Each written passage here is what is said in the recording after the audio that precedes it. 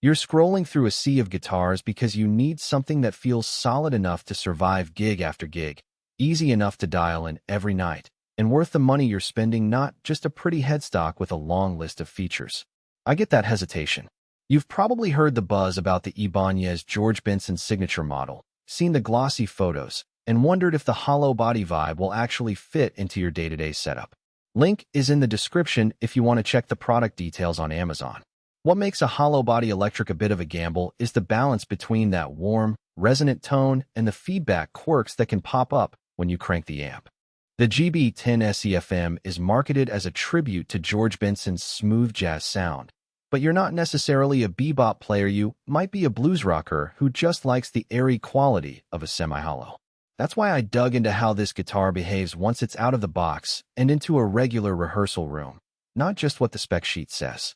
First off, the construction is straightforward, a fully hollow maple body with a maple neck and an ebony fingerboard. Maple is a bright-sounding wood, and when it's used for both the top and the back, you get a fairly even response across the frequency range. In practice, that means clean chords ring with a clear snap, and single-note lines stay articulate even when you push into overdrive. The two Sapphire red humbucking pickups are designed to tame that inherent hollowness a bit, delivering a thicker output that can sit nicely in a rock mix without sounding thin. When I plugged the GB10SEFM into a modest 15-watt tube amp for a low-key jazz gig, the neck pickup gave me that buttery, rounded tone you'd expect from a classic jazz hollow body, but with a bit more bite thanks to the humbucker design.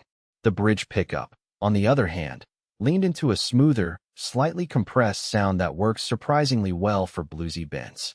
The key takeaway is that you get two distinct palettes without needing a separate coil tap switch. Just roll the pickup selector, and you're in a new tonal zone. Now, let's talk about the practical side of setting this thing up for everyday use. The neck is a standard maple slab with a slim, wizard-like profile that feels comfortable for players with smaller hands. But it's also sturdy enough for anyone who likes to throw a bit of aggressive palm muting. The ebony fingerboard adds a slick feel under the fingertips, which many players appreciate when they're moving up the fretboard quickly. One thing I noticed during a few hours of practice was that the action how high the strings sit was already pretty low right out of the case. That's a blessing for players who want a fast, responsive feel, but it also means you should double-check the setup if you have a heavier string gauge. The hollow body can be a tad more sensitive to excessive tension. Feedback is the classic horror story for hollow body guitars, and it's worth addressing heat-in. In a small rehearsal space with a 30-watt solid-state combo, I ran the GB10SEFM clean at about 75 dB and never hit that screeching howl that makes you want to unplug. The humbuckers do a decent job of canceling the resonant peaks that single coils would amplify. However, when I turned the amp gain up to a saturated blues overdrive and placed the guitar a foot from the speaker, a faint feedback loop started to emerge around the 12th fret on the bridge pickup. It wasn't an outright scream, but it was noticeable enough that you'd need to either pull back the mic or adjust your stance.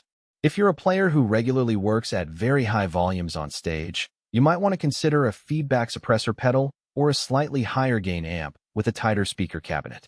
So who should actually buy this guitar? If you're a jazz or smooth rock player looking for a semi-hollow that can double as a rhythm instrument without sounding too thin, the GB10SEFM hits a sweet spot. Its tonal flexibility lets you swing from clean comping to mild overdrive without swapping guitars. It's also a solid choice for studio work where you want a warm, natural resonance without resorting to amp simulation plugins.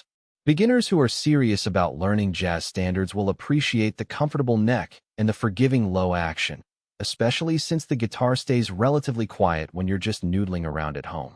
On the flip side, if you're a heavy metal shredder or a player who relies on extreme gain and constant stage volume, this might not be the best fit.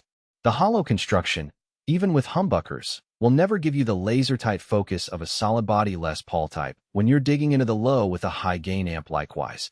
If you prefer a guitar that's practically feedback immune for outdoor gigs, you'll probably want to look at a chambered or fully solid body instead. The price point is also something to consider. The Ibanez signature sits in the mid-range market, so you're paying for the brand name and the Benson endorsement, which adds a